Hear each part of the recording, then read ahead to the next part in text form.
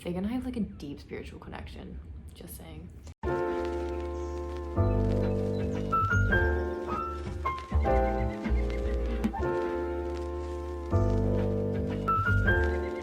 Hi, my name is Maddie, this is Fig, and my life is a mess. As usual, if you're new here, hello and welcome. On this channel I talk about eating disorder recovery, my life. I talk about my lovely rabbit Fig, all the things that I've been getting up to, and today, as usual, I'm super scattered, but we are going to do a Q&A. I asked you guys to ask me any questions on Instagram and through YouTube. So today we're just gonna get right to it and talk about my life, questions that you guys have asked me. I've just written them down and put them on my laptop because I still film on my phone. So let's just get right into the questions. The first one I got was a lot. Actually, this is the one question that I grouped together, but I got a lot of questions about my tattoos. So I have 5 tattoos. So my first one, I will show you.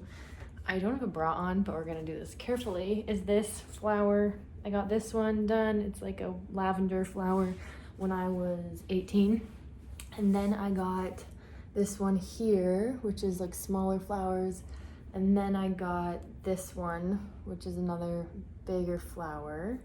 I'm trying to think. And then I got this one, which is supposed to be a shark tooth. It goes like this, but it's super faded and it's gone. And then I got this one most recently, kind of like a few months ago. So I love wild roses. Those are my favorite flowers. These are actually photos of wild roses from my cottage in Quebec by the St. Lawrence River. So it reminds me of the water, the ocean, not the ocean, but like the river, being outdoors, nature. I love sharks. I'm a huge shark advocate. I write about sharks a lot. I actually just interviewed somebody about mako sharks in Canada. And then this one was my first one just because I really like flowers and I'm a basic bitch and have a wildflower on my rib cage. So those are my tattoos. Would I like to get more? I don't know. I don't really have any in mind. I might want to get one more here of like the same flowers, but I don't know. I kind of like my arm right now. I like my tattoos on my arm specifically because I can look at them, and if I'm not super happy with my body, I like my tattoos. How did your recent travels impact your recovery, positively, negatively? Do you feel you are closest to being fully recovered as you've ever been? Travel actually does wonders for my eating disorder in a good way because I am inspired to eat new things. I kind of think less about my body and my weight and more about the things I'm doing.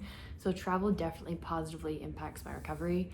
Do I think I'm the best in my recovery as I've ever been?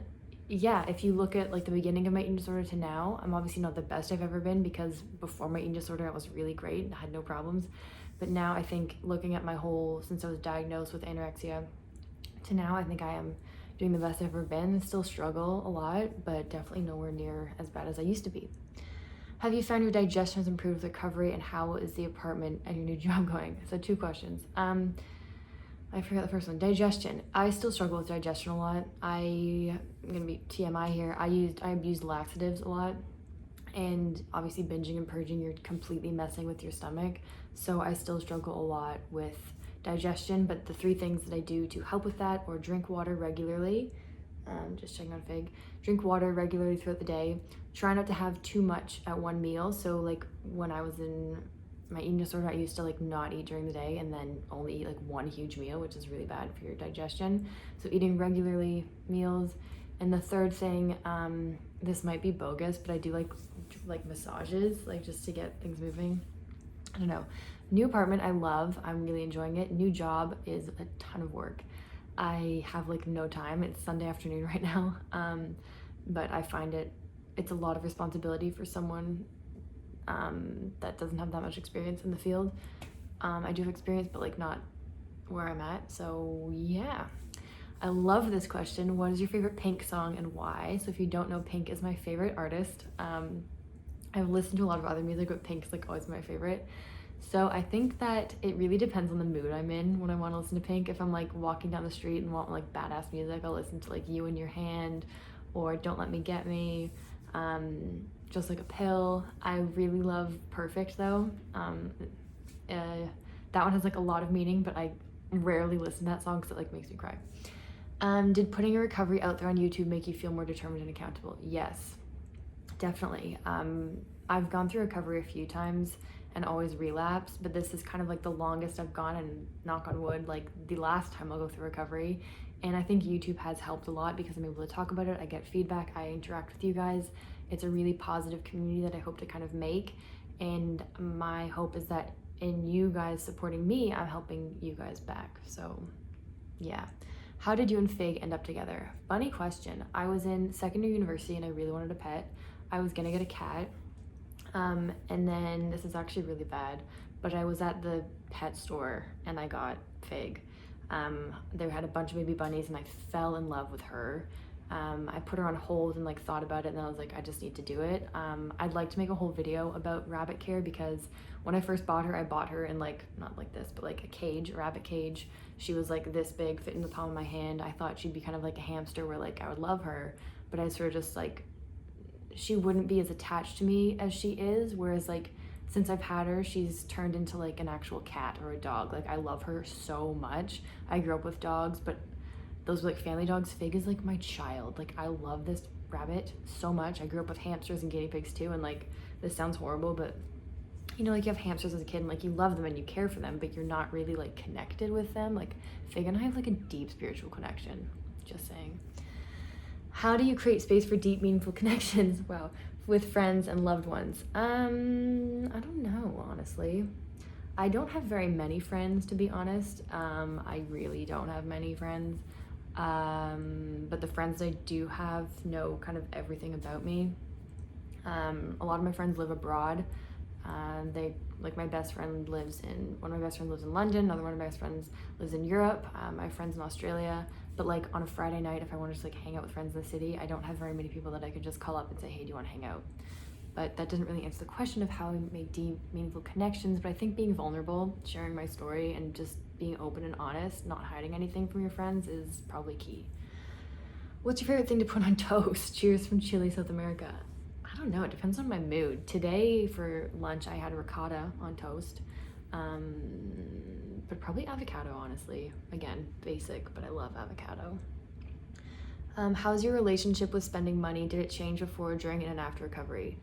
That's kind of a hard question, because when I started my eating disorder, I still wasn't financially independent. I was still relying on my parents a lot, whereas now I'm like I pay for my own rent, I pay for my food, I pay for everything on my own now.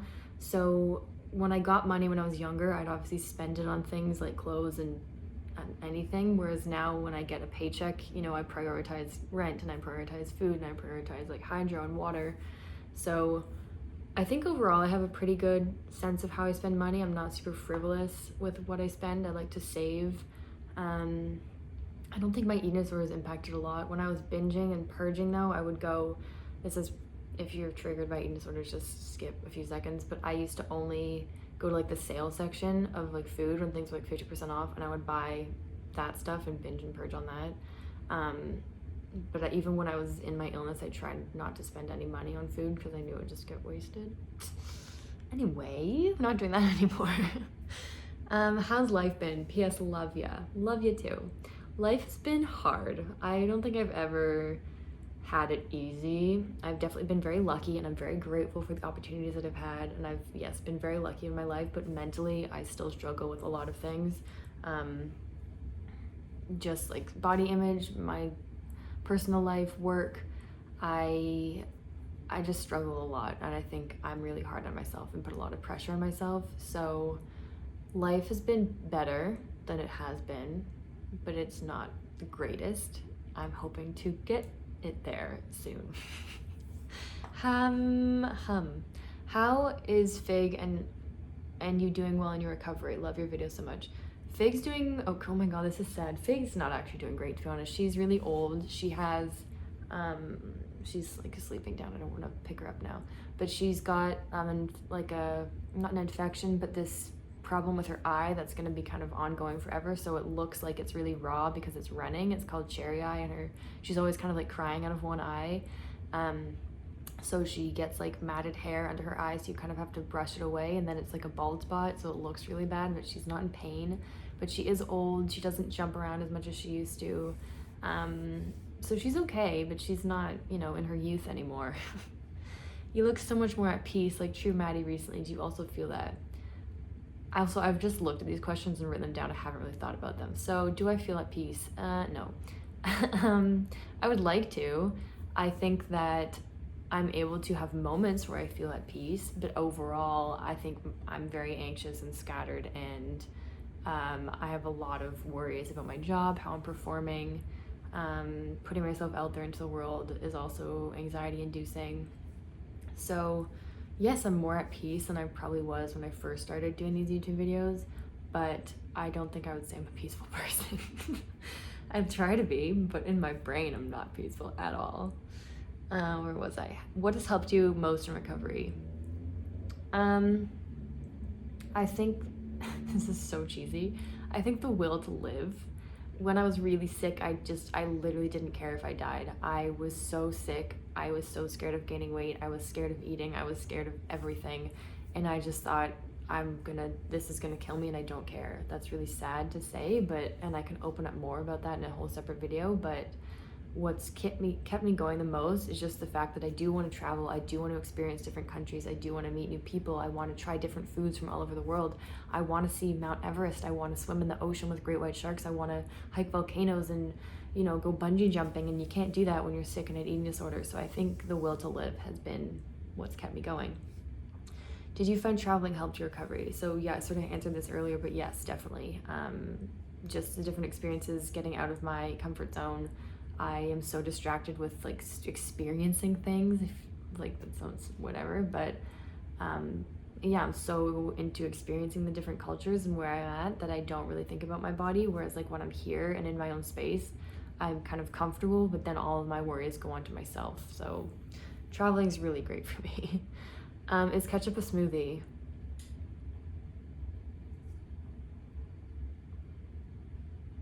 I don't know. What's the definition of a smoothie? That's where my brain is going. What is a smoothie? A man with a smooth, suave manner. No, a thick, smooth drink of fresh fruits pureed with milk, yogurt, or ice cream. So no, ketchup is not a smoothie. I understand tomato is a fruit, but it's not pureed with milk, yogurt, or ice cream. So smoothies don't have to be pureed with milk, yogurt, or ice cream. I'm gonna say yeah. Yeah, ketchup's a smoothie. Let's just do it. Why not? Are you seeing anyone special? No, maybe. When you're like in the early stages and you're like, I don't know. We'll just leave it at that. I don't know. What is your relationship with reading? I love reading. I love books, but unfortunately my job has me reading all day. So kind of the last thing I want to do at the end of the day is read more. I'm constantly editing, I'm doing my own writing, I'm reading other people's work, I'm writing for the website, I'm like doing all this stuff that leisurely reading is not my favorite at the end of the day, but I do love Station 11, that's one of my favorite books. Where the Crawdads Sing, I think that's kind of like everybody's favorite book, but I do really like that one. Do you have any plants? I do have plants, I've got lots of plants. I can show you. I will turn the camera around. So I have these plants here. This one's kind of hiding, but it's a little bunny. I don't know what any of these plants are. This is one that I actually found and stole from my neighbors because it fell on the ground. Anyway, then I have this one. I've got a bunch of plants here. That one. This moss is dying. This one I love. This is like my favorite plant. Then I have this one here. Fig is like a plant herself. I've got this one here. This is like a fern. I've got some ivy. You guys are gonna see how messy my apartment is right now. I have this one here, and I have this one here, and of course my big wall, and you can see it's gross outside. So those are all my plants. Okay, and of course my plants on my arm, but those aren't real. Do you have any strategies to help with living alone, like staying positive and combating ED thoughts, depression, anxiety, or just laziness and boredom? I actually really like living alone.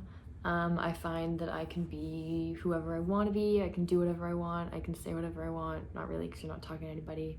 But I do get bored, but I can find that I usually fill up my time with I'll just do work, or if it's the weekend, I find myself working or go for a walk or watch. I don't really watch movies. What do I do when I'm bored? I don't really get bored. I have so much to do. But Lonely, I just call a friend. Yeah, I don't know. Strategies living alone, I think I don't need a strategy because I like it. I would need strategies if I lived with other people. How are you doing? You know, not the best, but better. That's all. Do you believe you will make it? Telling everyone you're okay and hoping eventually it will be true. First of all, I don't tell everybody that I'm okay. As I've said, I don't think I'm okay. I'm okay. No, I am doing okay. I'm not doing good, but I'm doing okay. So that's true. Telling everyone you're okay and hoping eventually it will be true. Do you believe you'll make it? Yeah, I do. There's a bit of hesitation because there are definitely ups and downs in recovery. I think someone asked me the question. I don't see it here. Maybe I skipped it. But I remember reading a question where someone said, do you ever think you'll be fully recovered? And that's a tricky question because I've heard both sides of this, where some people say you'll never be fully recovered. And I believe that in some sense. Like I think I'll always kind of have a hesitation towards certain things in my life. Like if I've gone out for a heavy meal for dinner, like let's say I'm in my late 40s and I have kids and a husband and I've just had a big meal, I still think my head will kind of go towards, oh, you shouldn't have done that. I'd like to be in a place where I can say, oh, you shouldn't have done that, but I don't care. But I don't think that I'll ever get to a place where I would be 100% free of that. But I also think that even if you don't have an eating disorder, people still think that way. Like if you've just had a box of cookies, which is fine, I think a lot of people will kind of think, I don't know, maybe I'm wrong, but I don't know if there's such thing as full recovery. But I think there is such thing as getting to a place where your eating disorder no longer affects your everyday living. I think the thoughts will kind of always be there, even subconsciously. But yeah, I think it's kind of one of these things that I'll have my whole life. But I don't think it'll affect me as much, if that makes sense. So those are all the questions, or the ones that I wrote down. There were some that people asked that were pretty mean, and I don't want to be negative on here, so we're just gonna skip those ones. So thank you for those people. But yeah, I don't know if there's anything else that I want to say. Comment below any videos that you'd like to see, any other questions you have, I'll answer them in the comments. Yeah, that's all for now. Hope you enjoyed today's video, and yeah, bye-bye.